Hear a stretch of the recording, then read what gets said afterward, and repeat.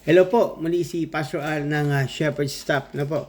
As we study the Word of God, gusto ko po pag-usapan natin about leadership. No? And nag-uumpisa na nga ho pala kami ng aming pag-aaral sa simbahan. And meron kami dalawang klase. Yung isa po is the AB Management with Biblical Theology or with Biblical Leadership.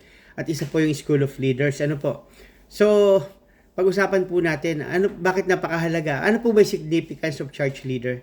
Bakit ang kailangan ng simbahan merong church leader?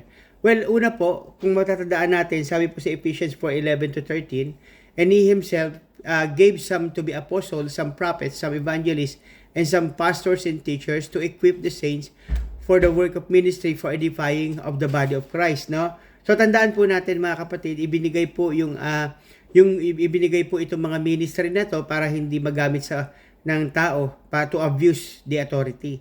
Binigay po ito para it is a service sa ating gawain para magamit ito to edify the body of the Christ. Ibig sabihin matulungan lumago yung mga miyembro sa simbahan, no?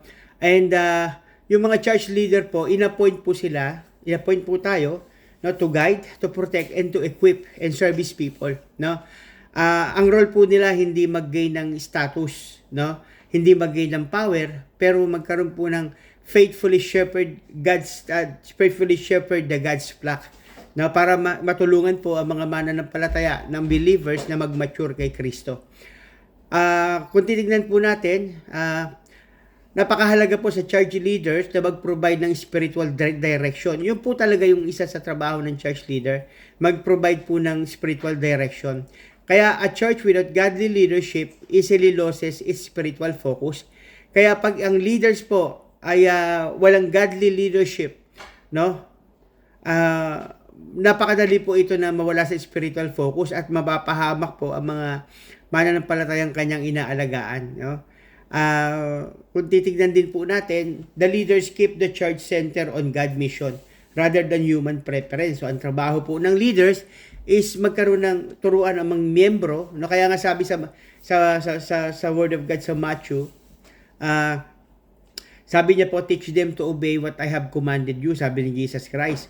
So ang trabaho po ng leaders is turuan ang miyembro na manatili sila na maging church center on God mission, no? Malaman nila yung mission ng simbahan. And of course, church leaders equip believers for ministry.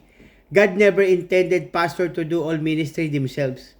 Hindi po kaya lahat ng pastor, no? Kaya po tayo mga pastor, kailangan matuto tayong magtiwala sa ating mga leaders para magawa yung trabaho, no? At ang trabaho po talaga ng leaders, kasama diyan yung teaching God's word, yung training disciples, developing future leaders, tsaka po yung encouraging every believer to serve. Pero hindi po mangyayari yan kung tayo pong mga pastor at leader o head ng church ay tamad magturo o hindi nag-i-impart ng knowledge and wisdom sa ating mga miyembro, sa ating mga leaders. So, kailangan po maturuan natin sila. And healthy leaders produce healthy disciples. Pagka malusog ang pananampalatayang spiritual ng leaders o ng pastor, malusog po ang disciples. Kailangan po makikita yung fruitfulness, yung bunga ng kanilang mga ginagawa nila sa loob ng simbahan, especially mga pag-aaral, especially mga ministry, And church leaders protect the church from false teaching. Yun po ang trabaho talaga ng leaders, no? I-protect ang simbahan, ang mga miyembro dun sa mga false teaching. Paano nga po ba ang maipoprotect ng isang leaders ang kanilang church kung sila naman po hindi nag-aaral ng salita ng Diyos, hindi nagbabasa? The only thing you can protect the church from false teaching if you study the word. If not, magfo-fall po tayo. So, one of the greatest responsibilities of leadership is guarding biblical truth. No, kaya nga po kailangan nag-aaral tayo mga pastor, mga leaders para alam natin yung paano idedepensa yung ating mga inaalagaan mga mananampalataya, mga kapatiran, pinagkatiwala ng Diyos sa atin. So, meron tayong responsibility, of course. Number 1, to defend sound doctrines, to correct error with love, no? Pag nag-correct tayo, dapat may pag-ibig, hindi pag nag-correct. Parang pag gusto mo i-correct kang kapatid, gusto mo ipagmalaki sa lahat, na kino-correct mo siya, ipaya mo siya sa iba, no? Kawalang respeto po 'yon.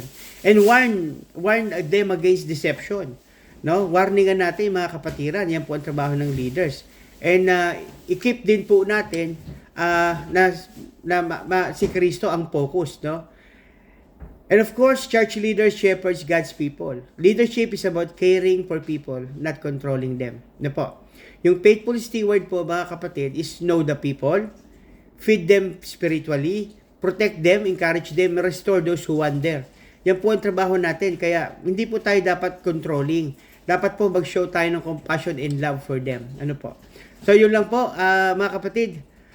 Muli po, ito si Pastor Al ng Shepherd Staff. Kung nagustuhan niyo po, please like and share and tag sa iba mga kilala may makarinig po ng salita ng Diyos. Salamat po sa inyo lahat. God bless you all. God bless you all po.